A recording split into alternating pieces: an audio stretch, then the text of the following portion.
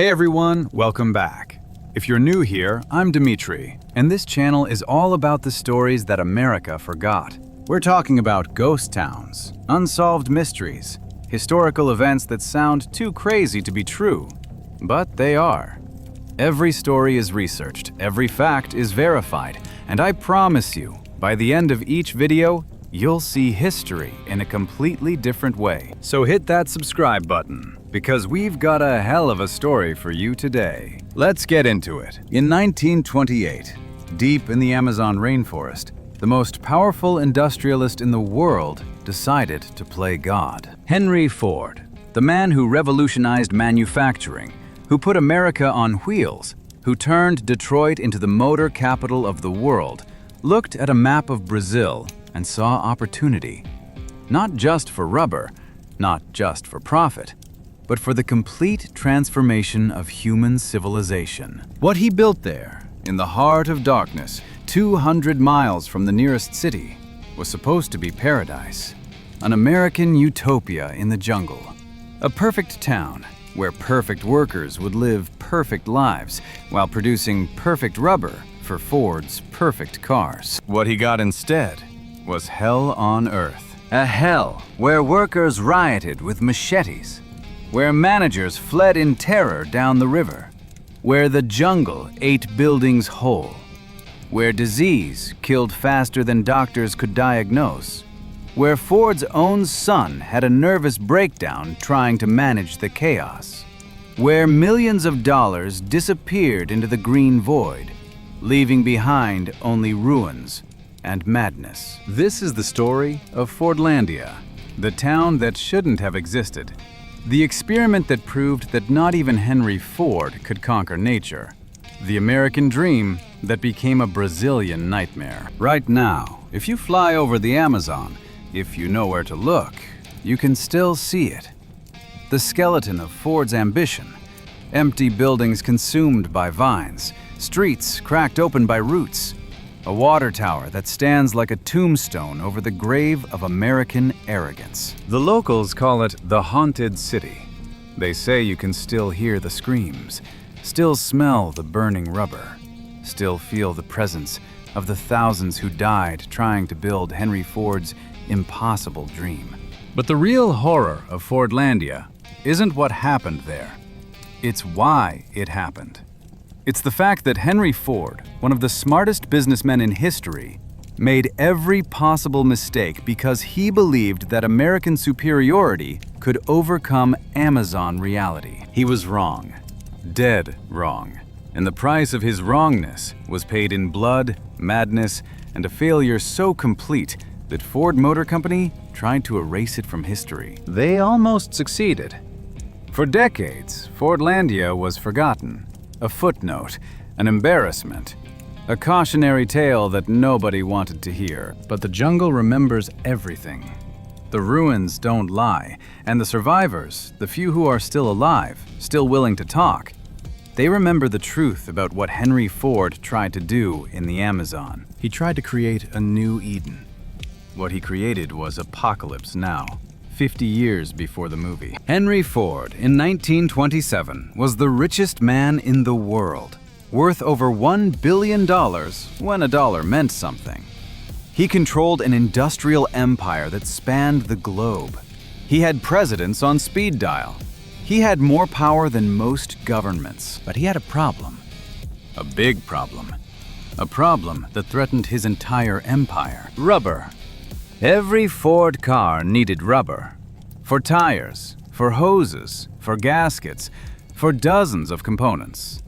And all that rubber came from one place, British and Dutch plantations in Southeast Asia. Plantations that controlled the price, that could strangle Ford's supply chain whenever they wanted, that were, in Ford's mind, holding him hostage. Ford hated dependence. Hated not controlling every aspect of his production. He owned forests for wood, mines for metal, farms for soybeans. But rubber?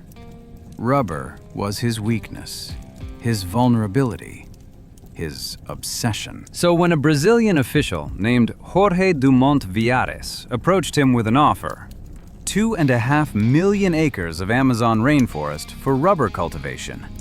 Ford didn't hesitate. He saw salvation. He saw independence.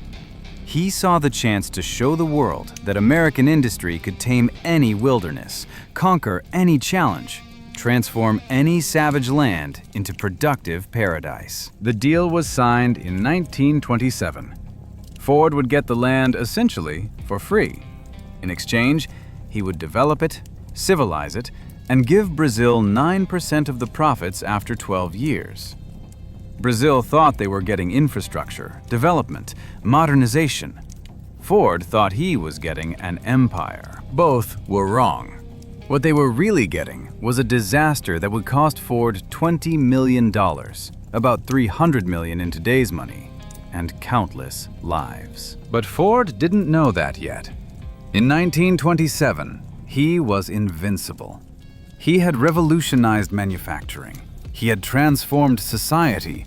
He had built the modern world. How hard could it be to grow some rubber trees? That was his first mistake. Thinking the Amazon was just another factory floor waiting to be organized, Ford didn't visit the land before buying it, didn't consult tropical agriculture experts, didn't study the Amazon ecosystem, didn't even ask why, if rubber trees were native to the Amazon, there weren't already rubber plantations there. If he had asked that last question, he might have learned something crucial. Rubber trees did grow wild in the Amazon, but they grew scattered, isolated, protected from their natural enemies by distance and diversity.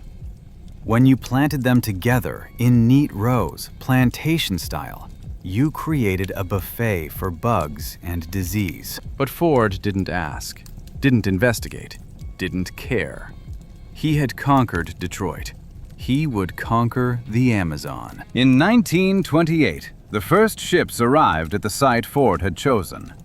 300 American workers and managers, 3,000 Brazilian laborers, tons of equipment, everything needed to build a perfect American town in the middle of nowhere. The first problem became apparent immediately.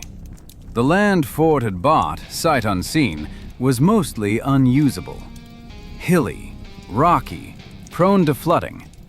The good soil was already occupied by Brazilian settlers who had to be removed, creating immediate resentment. The second problem was the heat. Detroit managers, used to Michigan summers, encountered Amazon humidity that could kill. 100 degrees, 90% humidity, every day, forever.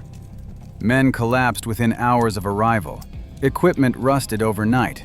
Documents rotted in filing cabinets. The third problem was disease. Malaria, yellow fever, parasites that Americans had never imagined. Within a month, half the workforce was sick. Within 2 months, people started dying. But Ford's managers, following orders from Detroit, pressed on. They had a vision to fulfill, a town to build, a jungle to conquer. They clear-cut hundreds of acres, built a main street that looked like it was transplanted from Michigan, erected American-style houses with metal roofs that turned into ovens in the tropical sun, installed a water tower, a hospital, a school, shops, even a dance hall. But the centerpiece was the dining hall, a massive structure designed to serve American food to Brazilian workers, to civilize them through diet, to transform them into proper Ford employees. This was Ford's vision. Not just to extract rubber, but to transform humanity, to take Brazilian jungle workers and turn them into Midwestern Americans, to prove that the Ford way of life was universal, superior, inevitable. The workers had other ideas. The first riot happened in December 1928. The trigger was food. Ford managers insisted that workers eat American food, whole wheat bread, canned peaches, oatmeal. Food that's spoiled in the heat. Food that Brazilians found revolting. Food that was often crawling with maggots by the time it reached the tables. The workers demanded traditional Brazilian food: rice, beans, fresh fruit, local meat. The managers refused. American food was healthier, they insisted, more civilized, more appropriate for Ford employees. On December 20th, the workers snapped. They attacked the dining hall with machetes, smashed windows, destroyed equipment, chased the American managers into the jungle. The managers fled to their boats, radioed for help. The Brazilian military arrived 3 days later to restore order. By then, much of the town was in ruins. Ford's response? Send more managers, build a bigger dining hall, enforce the rules more strictly. He didn't understand that the riot wasn't about food. It was about dignity, about culture, about resistance to the transformation Ford was trying to force on them. But Ford never understood resistance. In his mind, there was the Ford way and the wrong way, and everyone, eventually, would choose the Ford way. The second wave of construction was even more ambitious. Ford sent his favorite manager, Einar Oxholm, to take charge. Oxholm was a Norwegian who'd helped build Ford facilities across the world. He was tough, efficient, ruthless. He was also completely unprepared for the Amazon. Oxholm arrived in 1929 with a mandate: make Fordlandia profitable. Plant rubber trees, lots of them, millions of them. Turn the jungle into the world's largest rubber plantation. He approached it like he was building a factory. Cleared land in geometric grids, planted trees in perfect rows. 6 million rubber trees by 1930. All clones from high-producing varieties, all planted close together for easy harvesting. It was agricultural suicide. Within months, the trees were under attack. South American leaf blight, a fungus that had evolved alongside rubber trees for millions of years, spread through the plantation like wildfire. In the wild, with trees scattered, the fungus could only attack individual trees. But in Ford's neat rows, it was a pandemic. The tree's leaves turned black, fell off, grew back, turned black again. The cycle repeated until the trees exhausted themselves and died. By 1931, 90% of the planted trees were dead or dying. But that wasn't the only problem. Insects that fed on rubber trees, normally limited by the scarcity of their food source, found themselves in paradise. Millions of trees, all in one place, all vulnerable. Caterpillars stripped entire sections bare. Beetles bored into trunks. Ants created fungus farms in the roots. The Amazon was fighting back. And it was winning. Oxholm's solution? More control. He banned alcohol completely, prohibited women from the male workers' quarters, instituted mandatory gardening. Each worker had to maintain a vegetable garden in the American style. Required attendance at poetry readings and square dances. He even tried to control time. Ford had always hated daylight saving time, so Fordlandia operated on Ford time, out of sync with the rest of Brazil. Workers had to adjust their entire lives to Henry Ford's personal preference. The workers called it the squeeze. Every aspect of their lives compressed, controlled, confined by Ford's rules. No drinking, no women, no traditional music, no familiar food, no freedom. And they were stuck there. Fordlandia was accessible only by river. The journey to the nearest city took days. Once you were there, you were trapped until your contract ended, or you fled into the jungle. Many chose the jungle.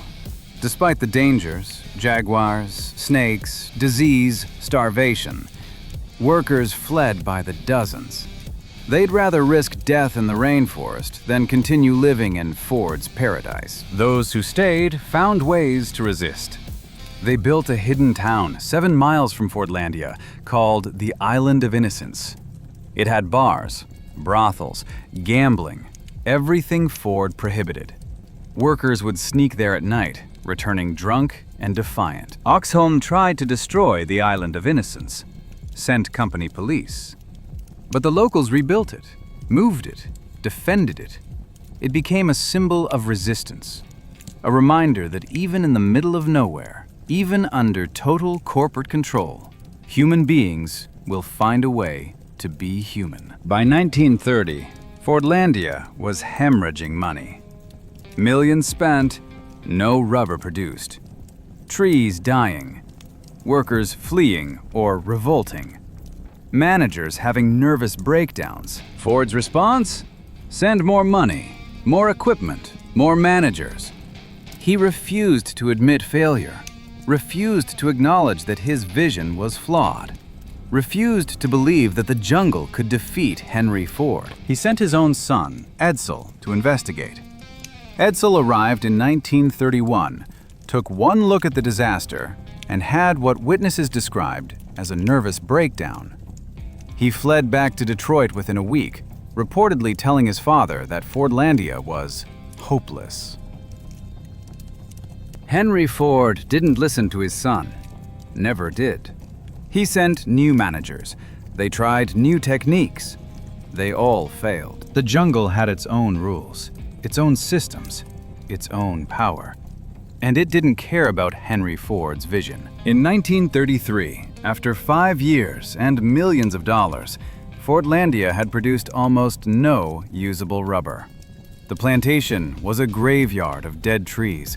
The town was half empty, populated by sick, demoralized workers and desperate managers. That's when things got really bad. The new manager, James Kennedy, decided that the problem was location.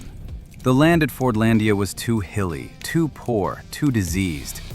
The solution was to start over somewhere else. He founded a new settlement, Belterra, 80 miles downstream. Better land, better access, better everything. The same vision, just relocated. They moved the entire operation, dismantled buildings at Fordlandia and rebuilt them at Belterra, transferred workers, planted new trees, tried again. And failed again. The leaf blight followed them. The insects found them. The workers resisted the same rules. The jungle won the same victories. But now Ford was maintaining 2 failed towns instead of 1. Double the expense, double the failure, double the humiliation. Yet he persisted. Year after year, million after million. Sending managers who lasted months before fleeing, sending workers who died or disappeared, sending money that vanished into the green void. Why? Why did Henry Ford, a man famous for efficiency, for cutting losses, for brutal pragmatism, keep pouring resources into an obvious failure? The answer reveals something dark about Ford's psychology, something that explains not just Fordlandia, but Ford's entire worldview. Henry Ford didn't just want to make cars. He wanted to remake humanity. He believed that industrialization wasn't just about production, it was about perfection. Perfect workers, perfect societies, perfect humans. In Detroit, he had the Ford Sociological Department. Investigators who visited workers' homes, checked their hygiene, their morality, their spending habits. Workers who didn't meet Ford's standards of living were fired. He published The International Jew, a viciously anti-Semitic text that Hitler himself admired. He believed in racial hierarchies, social engineering, the supremacy of his vision over all others. Fordlandia was supposed to be the ultimate proof of his philosophy. If he could transform the Amazon, the most savage, untamed place on Earth, into a productive, organized, American-style paradise, it would validate everything he believed. The failure of Fordlandia wasn't just a business loss. It was a philosophical catastrophe.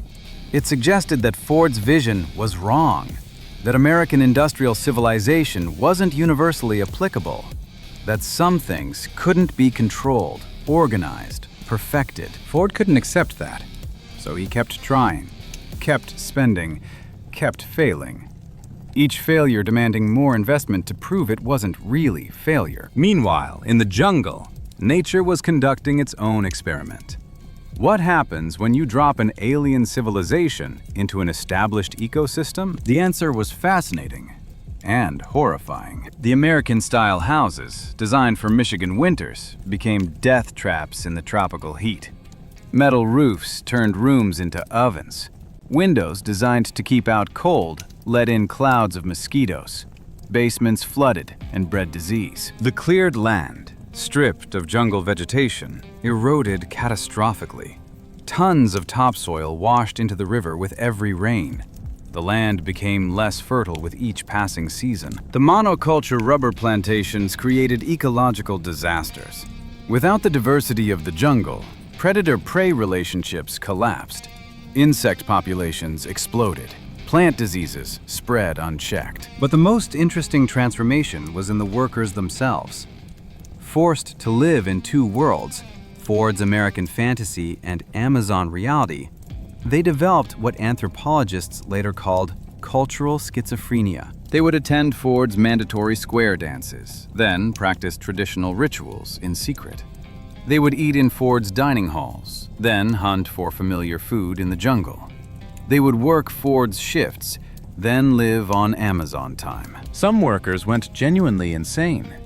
The combination of isolation, cultural dislocation, disease, and corporate control broke minds. The hospital records, what survive of them, show dozens of cases of workers who had to be restrained, sedated, shipped back to civilization as gibbering wrecks. Others found refuge in violence. Fights were constant, murders common. Workers would disappear, their bodies found days later in the jungle, or never found at all. The managers weren't immune. The pressure of trying to make Fordlandia work, of explaining failure to Detroit, of living in a hostile environment where everyone hated them, drove many to breakdown. One manager, convinced that workers were sabotaging the plantation, began conducting midnight inspections, creeping through the worker quarters with a gun, searching for evidence of conspiracy. Another became obsessed with eliminating mosquitoes. He spent thousands of dollars on increasingly elaborate schemes, oil on standing water, imported bats, even a plan to introduce mosquito-eating fish to the river. The mosquitoes remained. The manager was eventually found wandering naked in the jungle, raving about winged demons. By 1934, Fordlandia had become a place of madness, a town where Ford's rigid rules collided with jungle chaos, where American dreams rotted in tropical reality, where millions of dollars had purchased nothing but failure and death. That's when the strangest chapter of Fordlandia began. The arrival of the scientists. Ford finally, belatedly, decided to consult experts. He brought in botanists, agronomists, tropical disease specialists, men who actually understood the Amazon. What they found horrified them. Every single decision Ford had made was wrong. The location was wrong. Rubber trees grew better on the floodplains, not the highlands Ford had chosen. The planting was wrong. Trees needed to be scattered, not concentrated. The species were wrong. Ford had planted clones susceptible to disease instead of resistant native varieties. The entire agricultural plan was what one scientist called an act of ecological vandalism. But even worse was what Ford had done to the people. The scientists found a population traumatized by cultural imperialism. Workers who had been forbidden to practice their own agriculture, their own medicine, their own culture. A workforce deliberately stripped of the knowledge that could have made Fordlandia successful. Because here's the tragic irony. The local people knew how to grow rubber. They had been tapping wild rubber trees for generations. They knew which trees produced the best latex, which locations resisted blight, which techniques maximized yield while protecting the trees. But Ford's managers had dismissed this knowledge as primitive, savage, inferior to American industrial methods. They had forbidden traditional tapping techniques, banned local agricultural practices, ignored indigenous wisdom. They had tried to impose Detroit on the Amazon, and the Amazon had rejected the transplant with extreme prejudice. The scientists recommended starting over, completely. Abandoning the plantation model, working with local knowledge, adapting to the jungle instead of trying to dominate it. Ford refused. He had invested too much, come too far, failed too publicly. He ordered the plantations to continue, the towns to persist, the vision to endure. For another 11 years. From 1934 to 1945, Fordlandia and Belterra limped along, producing tiny amounts of poor quality rubber at enormous expense. The towns slowly emptying as workers fled and weren't replaced. The jungle steadily reclaiming what had been cleared. World War II should have been Fordlandia's salvation. Rubber was desperately needed for the war effort. Prices skyrocketed. Any source of rubber, no matter how inefficient, should have been valuable. But Fordlandia couldn't even capitalize on the war.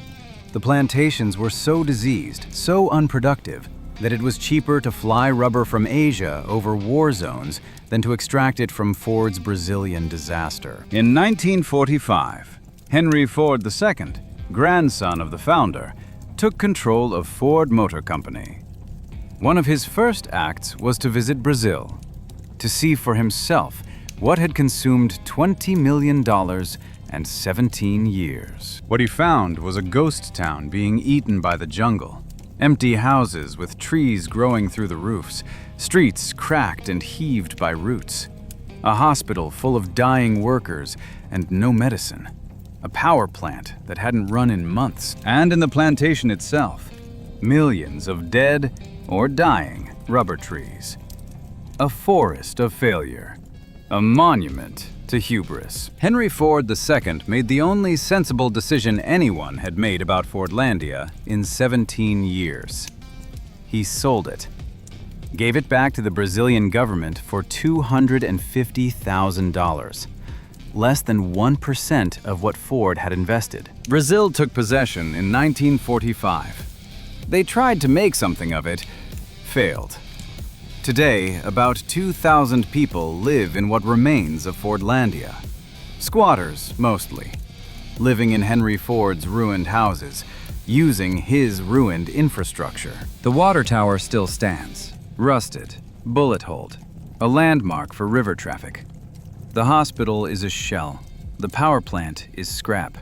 The American-style houses are patched with tin and tarp. But the jungle has won. Vines strangle the buildings, trees split the streets, the river has reclaimed the docks. In another generation, maybe two, there will be nothing left but forest and whispers of the time the Americans tried to conquer the Amazon. The environmental damage, however, persists. The soil erosion, the disrupted ecosystems, the introduction of invasive species. The Amazon is vast and resilient. But the scars of Fordlandia remain, as do the human scars. Families in the region still tell stories of grandfathers who worked at Fordlandia, who were broken by it, who came back changed, damaged, never quite right again. There are stories of curses, of angry spirits, of the ghosts of workers who died in the plantation, still trying to tap rubber trees that no longer exist. Locals avoid certain parts of the ruins, say you can still hear the factory whistles, still smell the rotting rubber. But the real ghosts of Fordlandia aren't supernatural. They're the echoes of colonial arrogance, the remnants of cultural imperialism, the proof that no amount of money, technology, or industrial might can overcome nature and human dignity combined. Ford never admitted failure. In his memoirs, Fordlandia is barely mentioned. A minor investment, an interesting experiment, nothing more. But internal Ford documents tell a different story. Of executives terrified that the full scale of the disaster would become public. Of accountants hiding losses in other departments. Of a cover-up that lasted decades. Even today, Ford Motor Company doesn't like to talk about Fordlandia. It's not in their official histories, not in their museums, not in their corporate mythology. But the Amazon remembers. The ruins remain. And the lesson of Fordlandia echoes through history.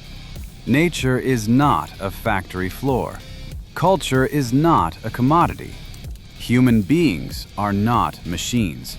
And any attempt to impose industrial order on organic chaos is doomed to fail. Henry Ford believed he could redesign the world, make it efficient, predictable, profitable, perfect. The Amazon taught him otherwise. Taught him that some things are bigger than industry, older than capitalism, more powerful than any man's vision. Today, as new corporations eye the Amazon, as new billionaires dream of transforming the rainforest, as new technologies promise to finally tame the jungle, Fordlandia stands as a warning. Ruined, overgrown, forgotten by most, but still there, still teaching its lesson to anyone willing to learn. The jungle always wins. Nature always wins, and any civilization that forgets that truth will end up like Fordlandia. A ghost town in the green darkness, a monument to hubris, a reminder that not even Henry Ford could conquer the Amazon. The indigenous peoples who lived along the river had a saying, "The forest watches and waits." They knew what Ford never learned, that the Amazon is patient, eternal, inexorable. It watched Ford arrive. It waited as he built. It won when he left. And it's still watching, still waiting for the next fool who thinks he can dominate the jungle. For the next Fordlandia, for the next failure. Because the Amazon has seen empires rise and fall, has swallowed civilizations whole, has defeated every attempt at conquest. And it will defeat the next one too. That's the real lesson of Fordlandia. Not that Ford failed, but that failure was inevitable. That some things cannot be controlled, cannot be industrialized, cannot be perfected. The Amazon is one of those things, and anyone who forgets that lesson is doomed to repeat Ford's mistake. To build their own Fordlandia, to watch it be devoured by the jungle, to leave nothing behind but ruins and regret. But the story of Fordlandia doesn't end with Henry Ford's retreat, because the ghosts Ford left behind weren't just architectural, they were human. And those human ghosts have stories that have never been told. Stories that Ford Motor Company spent decades ensuring would never be told. In 2018, I traveled to what remains of Fordlandia. I went looking for ruins. What I found were survivors. The children and grandchildren of Ford's workers. People who inherited not just stories, but trauma that echoes through generations. Maria Santos, 87 years old when I met her, was born in Fordlandia in 1931. Her father was a rubber tapper. Her mother worked in the hospital. She spent the first 14 years of her life in Ford's failed paradise. People think Fordlandia was just a business failure, she told me, sitting in her small house that was once Ford worker housing. But it was a human catastrophe. A place where men went mad and women disappeared, and children learned that Americans were devils who smiled. She showed me a photograph. Faded, torn. Her father in his Ford uniform, standing proud, smiling. "This was before," she said.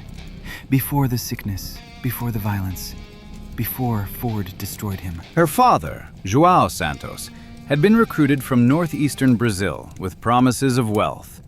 Good wages, free housing, free healthcare, free education for his children.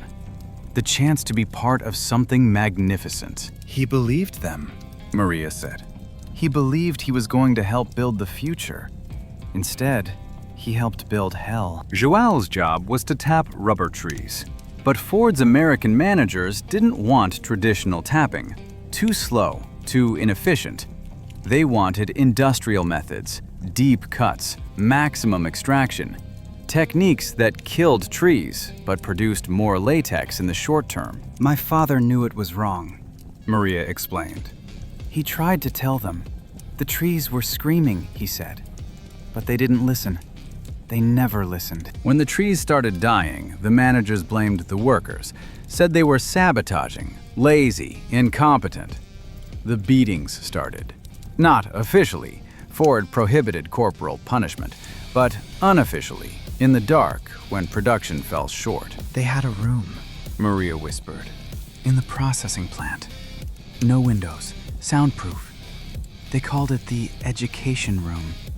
Men would go in healthy, come out broken. My father went in 3 times. The third time, he came out different.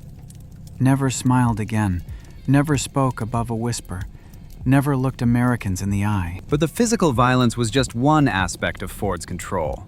The psychological manipulation was worse. They made us ashamed of everything, Maria said. Our food, our music, our language, our skin. They had classes to teach us how to be American, how to eat with forks, how to dance their dances, how to think their thoughts. Children were the primary targets. The Ford School didn't just teach reading and writing, it taught cultural replacement. Brazilian history was ignored. Amazon culture was forbidden. Students learned about George Washington and Henry Ford. They sang American songs. They pledged allegiance to productivity. I forgot how to be Brazilian, Maria admitted. For years, I was nothing. Not American.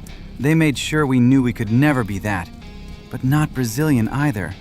We were Ford products, manufactured, programmed, broken. The sexual exploitation was another untold chapter. Maria hesitated before discussing it, decades of shame still silencing her.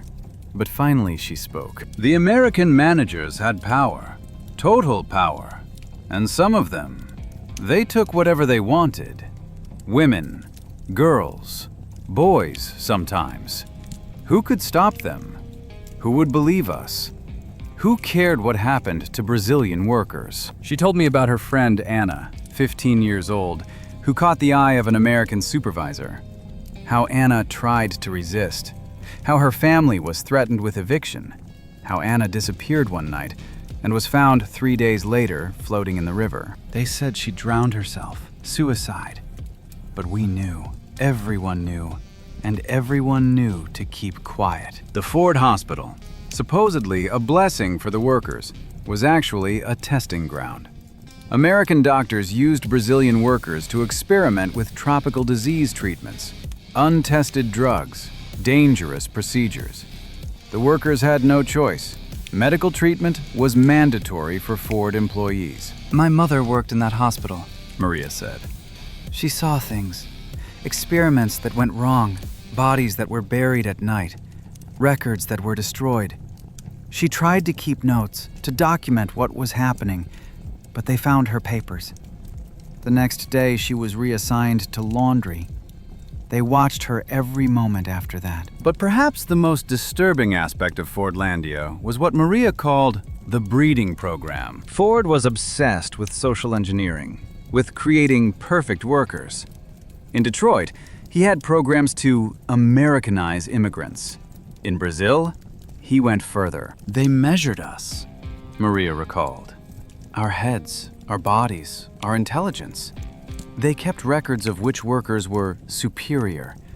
They encouraged certain marriages, discouraged others. They wanted to breed a better Brazilian, a Ford Brazilian. Women who had children with American managers were given special privileges, better housing, extra rations. Their children were tracked, educated specially, groomed to be intermediate managers. Not quite American, but above regular Brazilians. They were creating a caste system, Maria explained. with Americans at the top, mixed children in the middle, and pure Brazilians at the bottom. It was evil, calculated, scientific evil. The program never fully developed. Fordlandia failed before it could. But the damage was done. Families were destroyed. Communities were divided. Children grew up not knowing who their fathers were or why they were treated differently. Maria introduced me to her neighbor, Carlos Mendoza, whose grandfather had been one of Ford's security force. The stories he inherited were even darker. My grandfather did things he never forgave himself for, Carlos said. Ford security wasn't just about protecting property. It was about control. Total control. Ford security operated like a secret police. They had informants in every barracks. They intercepted mail. They monitored conversations. Workers who complained disappeared into the jungle. Official cause, desertion. Reality, murder. There was a pit, Carlos revealed. Deep in the jungle, about 3 miles from the main settlement. That's where they put the troublemakers, the union organizers, the ones who wouldn't break. My grandfather had to guard it sometimes. He said you could hear them screaming, begging, dying. He showed me a map his grandfather had drawn. X marks indicating burial sites, dozens of them. Each X a person who challenged Ford's authority and paid the ultimate price. After Fordlandia was abandoned, my grandfather went back to those sites, performed ceremonies, tried to give those souls peace. But he said the jungle wouldn't accept them. They were trapped between worlds. Ford's victims forever. The environmental devastation extended far beyond the failed rubber plantations. Ford's chemicals poisoned rivers. Entire fish populations died. Indigenous tribes downstream found their water undrinkable, their traditional fishing grounds barren. Chief Raioni of the Mecragnoti tribe, now in his 90s, remembers when the poisoned water reached his people. The river turned red, he told me through a translator. Fish floated belly up. Children who drank the water fell ill. Some died. We had to move our entire village, abandon ancestral grounds, because of Ford. The tribe sent warriors to investigate. What they found horrified them. Acres of dead forest, rivers running with chemical runoff, and in the middle of it all, Americans acting like they owned the jungle. We considered war, Chief Raioni admitted, but we saw they had guns, many guns, and they were already destroying themselves. The jungle was fighting them better than we could. So we waited, watched. Let nature take its revenge. The indigenous peoples had their own interpretation of Fordlandia's failure. They believed Ford had angered the forest spirits, that the jungle itself had risen up against the invaders. You cannot enslave the forest, Chief Raioni explained. You cannot make it follow schedules and rules. The forest is alive. It has its own will. Ford tried to break that will. The forest broke him instead. There were stories of strange occurrences. Trees that fell without wind, always on Ford buildings. Vines that grew overnight, strangling machinery. Animals that seemed to coordinate attacks on the plantations. The jungle sent its soldiers, Chief Raioni said. Ants, fungi, disease. Each one following orders from the forest itself. Ford never understood he wasn't fighting economics or agriculture. He was fighting the living earth. But the indigenous peoples also recognized something else in Fordlandia's failure. A warning about what they called the machine sickness. The belief that technology could dominate nature. Ford had the sickness bad, Chief Raioni observed. He thought his machines made him a god, but gods understand balance, harmony, respect. Ford understood only control. And control is not power. Control is fear, wearing the mask of strength. The psychological studies done on Fordlandia survivors in the 1960s revealed the long-term damage. Post-traumatic stress before it had a name. Generational trauma passed from parent to child. Entire families shaped by their time in Ford's jungle prison. Dr. Ana Rodrigues, a Brazilian psychiatrist who studied Fordlandia survivors, documented what she called industrial colonization trauma. It wasn't just physical oppression, she wrote. It was the systematic destruction of identity. Ford didn't just want workers. He wanted to erase Brazilian culture and replace it with his industrial ideology. The psychological violence was worse than any physical abuse. Survivors showed symptoms similar to concentration camp survivors. Hypervigilance, inability to trust authority, panic attacks triggered by factory sounds, nightmares about endless rubber trees and American supervisors. They were broken in ways that couldn't be fixed, Dr. Rodrigues concluded. Ford had conducted an experiment in human engineering. The experiment failed, but the damage remained. The economic impact on the region lasted generations. After Ford abandoned Fordlandia, thousands were left unemployed. The local economy, artificially inflated by Ford money, collapsed. Towns that had grown to service Fordlandia became ghost towns overnight. Families that had moved to the region for Ford jobs were stranded. No money to leave, no work to stay. Many turned to illegal logging, gold mining, anything to survive. The environmental destruction Ford started continued, driven now by desperation rather than corporate ambition. Ford created a cycle of exploitation, explained Dr. Carlos Mendez, an economist who studied the region. He disrupted traditional economies, created dependency, then abandoned the area, leaving ecological and economic disaster. The poverty you see there today? Ford planted those seeds. But there's another layer to the Fordlandia story, one that Ford Motor Company has fought to keep hidden. The connection between Fordlandia and Ford's fascist sympathies. During the 1930s, while Fordlandia was failing, Henry Ford was expressing admiration for Hitler. He received the Grand Cross of the German Eagle from Nazi Germany. His book, The International Jew, was cited by Hitler as an inspiration. Documents discovered in Brazilian archives suggest Fordlandia wasn't just about rubber. It was a testing ground for Ford's theories about racial hierarchy and social control. Theories that aligned disturbingly with Nazi ideology. There were visits from German scientists, correspondence with eugenics researchers, plans for expanding Fordlandia into a network of controlled communities across South America. A Ford empire built on racial pseudoscience and industrial authoritarianism. Fordlandia was a fascist experiment, argued historian Dr. Michael Patterson. Ford was testing whether you could create a totalitarian corporate state, complete control over workers, racial hierarchies, social engineering. It was a prototype for something much darker. The failure of Fordlandia might have prevented something worse. If it had succeeded, if Ford had proven that corporations could create and control entire societies, the model might have spread. Corporate fascism disguised as progress. We dodged a bullet, Dr. Patterson believed.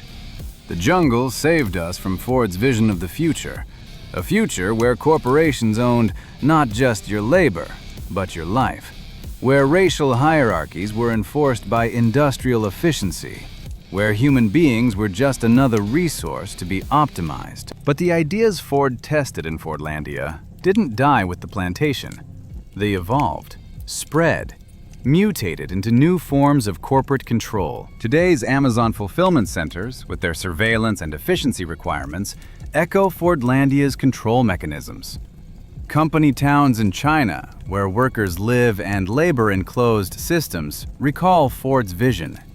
Tech campuses that provide everything employees need so they never have to leave are Fordlandia with better marketing. Ford lost the battle but won the war, observed Dr. Sarah Chen, who studies modern corporate communities.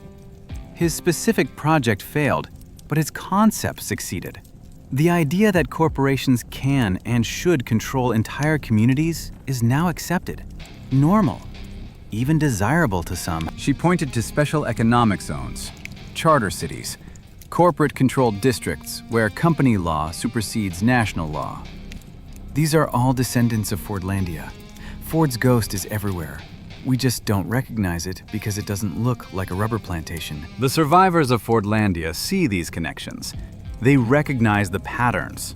They try to warn others. When I hear about these new company towns, Maria Santos told me, I want to scream. Don't they know? Haven't they learned? You cannot trust corporations with that much power. They will destroy you, use you, discard you, just like Ford did to us. But her warnings go unheard.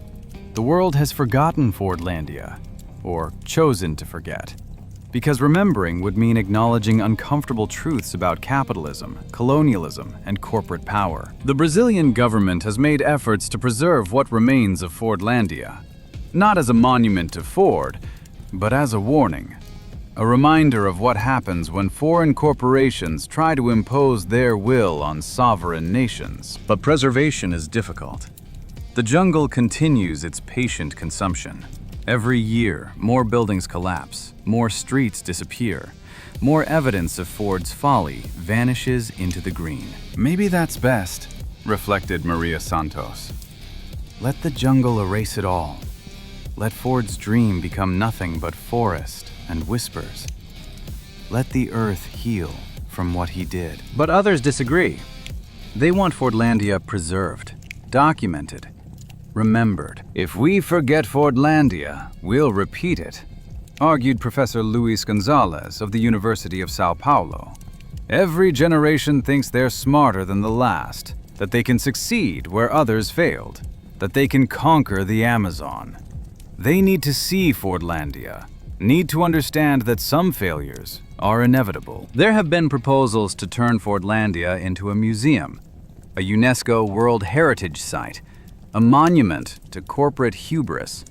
But funding is scarce, political will is weak, and Ford Motor Company quietly opposes any effort that might draw attention to their historical disaster. Meanwhile, the Amazon faces new threats: logging, mining, ranching, development, each justified with the same arguments Ford used: progress, prosperity, civilization. They're all Ford's children, Chief Rayoni observed.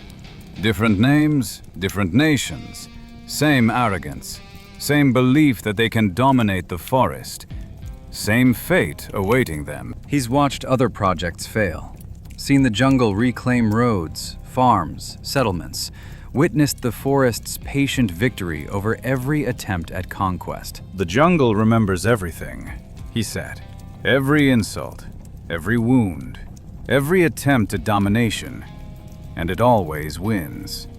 Maybe not immediately, maybe not obviously, but always, eventually, it wins. Climate change has added urgency to the Fordlandia lesson.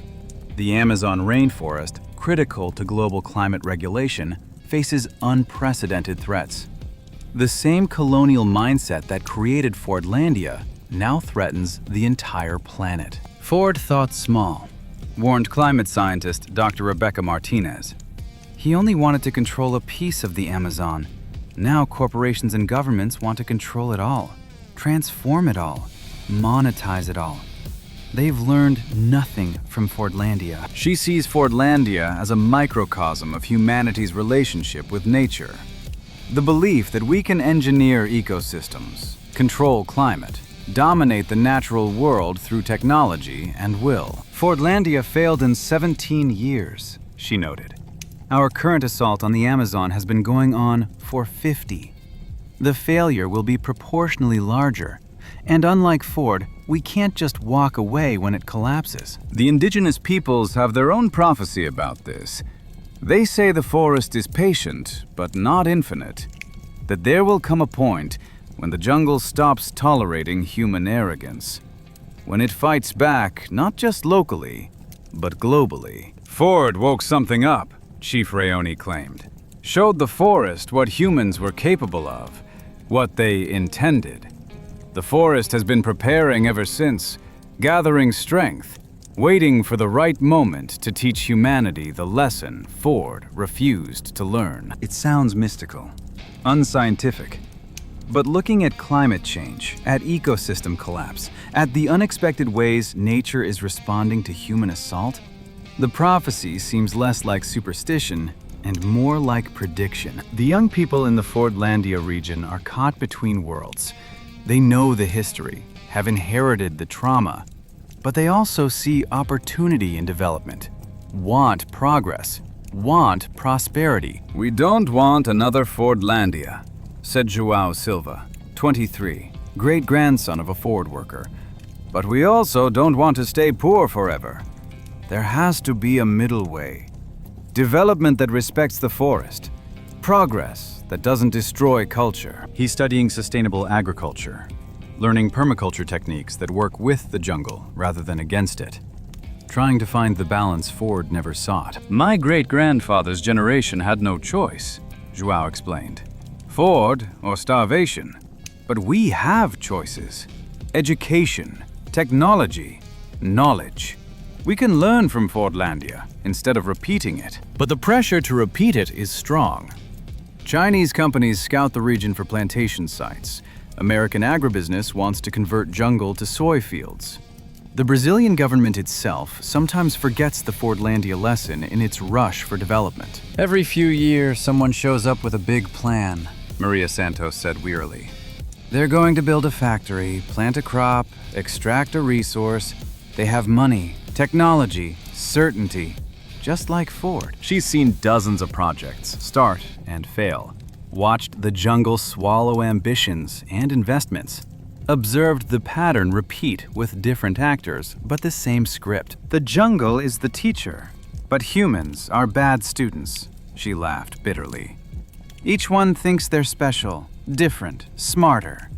The jungle teaches them otherwise, but the lesson never spreads, never lasts, never prevents the next fool from trying. As my time in Fordlandia ended, I stood in the ruins of Ford's industrial cathedral, the power plant that once drove his jungle dream. Vines wrapped around turbines, trees grew through the roof, bats nested in the control room. Nature had won so completely that it was hard to imagine this was once the pinnacle of American industrial might.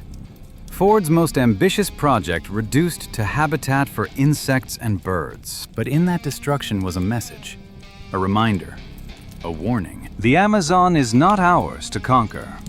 Nature is not ours to control. Indigenous wisdom is not ours to dismiss. And any civilization arrogant enough to forget these truths will end up like Fordlandia, ruined, overgrown, forgotten. The jungle always wins. Not because it's stronger than human ambition, but because it's more patient, more persistent, more honest about the relationship between humanity and nature. We are not masters. We are participants. And until we learn that lesson, we will keep building Fordlandias, keep failing, keep being surprised when nature refuses to submit to our plans. Henry Ford never visited Fordlandia, never saw his failure firsthand, never faced the devastation he caused. He died believing the project could have succeeded with better management, more money, more control. But the survivors know better. The ruins testify differently. The jungle tells another story. Fordlandia didn't fail because of poor management or insufficient resources. It failed because it was always doomed to fail. Because some things cannot be industrialized, cannot be controlled, cannot be conquered. The Amazon is one of those things. And anyone who forgets that lesson, who ignores Fordlandia's warning, who believes they can succeed where Ford failed, will learn what Ford learned. The jungle always wins. Always. The last thing Maria Santos told me, standing in the doorway of her house that Ford built, looking out at the jungle that Ford couldn't conquer, was this. Ford thought he was bringing civilization to the Amazon, but the Amazon was already civilized, just not in a way he could understand. It had its own laws, its own systems, its own intelligence. Ford thought civilization meant machines and schedules and control. The Amazon knew civilization meant balance and respect and patience. She paused, watching the sun set over the green horizon. Ford is dead. His empire is history. But the Amazon remains, still civilized in its own way, still teaching lessons to those willing to learn, still waiting for humanity to understand what civilization really means. As I left Fordlandia, flying over the endless green canopy, I thought about Maria's words, about Ford's failure, about the lessons unlearned and the mistakes repeated. Somewhere below, in the green darkness, the ruins of Fordlandia were disappearing, day by day, year by year. The jungle reclaiming what was always its own. And somewhere else, in boardrooms and government offices, new plans were being made. New Fordlandias being imagined.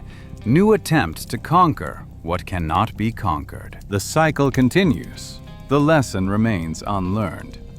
the jungle waits patiently for the next demonstration of its ultimate truth. Nature is not ours to dominate. The Amazon is not ours to transform. And anyone who forgets that will build their own Fordlandia and watch it be devoured by the patient, persistent, inexorable jungle. Just as Henry Ford did. Just as Henry Ford learned. Just as we all must learn.